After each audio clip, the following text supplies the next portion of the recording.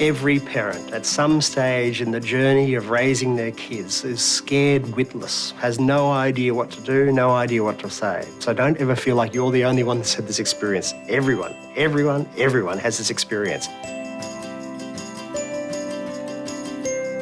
It is about showing that it's okay to be vulnerable. I think if you can display that and show that behaviour, then it's like a permission. It's okay, you can see me doing it, so it's okay for you. What you need to do before you go into that conversation is something that's hard to do, which is to kind of lower your own level of arousal. So you need to kind of find a time when they're relatively calm, but you're even calmer to begin from.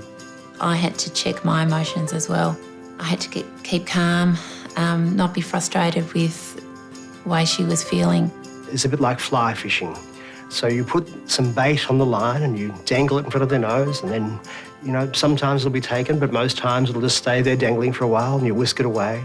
But you just keep coming back to it. So if you've got a worry or a concern, just realise that you're going to have to raise it probably on many occasions before you actually get a coherent kind of response. It's going to be very frustrating because at times you want a fast answer, or particularly if you're feeling anxious about something, you want to try to find out whether you've got something to really worry about or not. But unfortunately, it's going to take some time before they can formulate a position that can really inform you about that.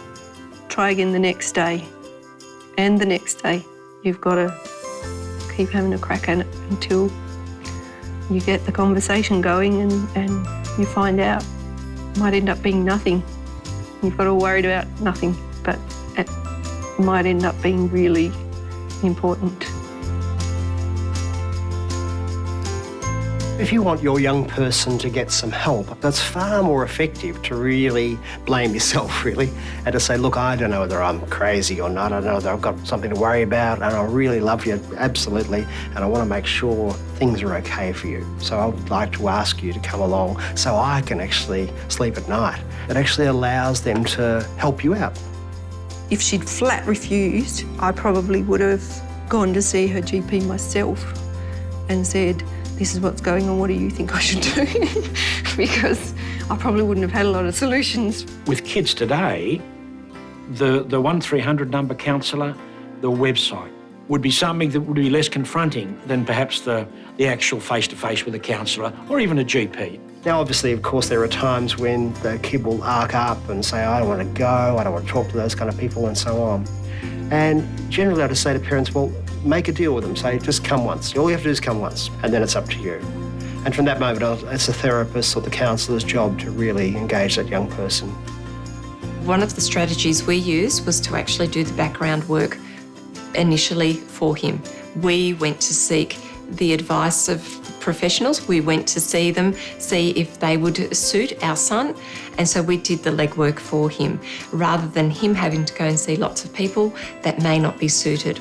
And I think that's the most important thing, is to keep trying until you find someone that you feel comfortable with and you've got a click there. Perhaps we would have to go to another level that required a different approach, and that may be calling in help without permission, getting someone else to come in and try and take a lead role. When you feel like your young person might be thinking of harming themselves, or even that life is not worth living, it's a terrifying moment. So it's always better to ask than not ask. As a parent, you need to be really blunt and direct about it in order to kind of start to have that conversation. You won't increase the risk of something happening as a result of asking.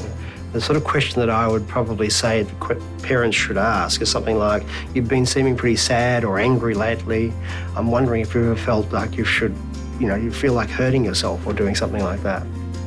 And when people, have times when things are rough, some of them feel like life isn't worth living. Is that something you've been thinking about recently?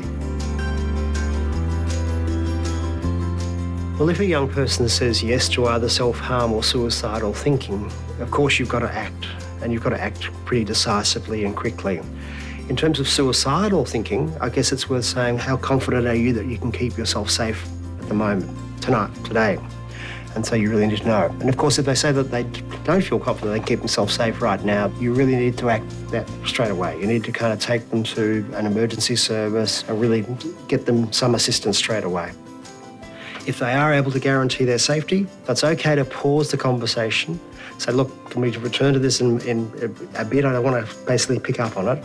And then you might want to go away and call, a helpline and talk to them about, your concerns. I mean, parenting's a hard job, so having an outside coach to kind of help you to kind of sort out your thinking around something can be really valuable. All parents get stuck. All parents don't know what the right thing to say is. In fact, at times there isn't a right thing to say. So just by having a conversation around this, as unwieldy and as kind of difficult and uncertain as it probably feels, you're actually modelling there's another way to solve this, not by doing something, but actually by talking it through. And that's useful.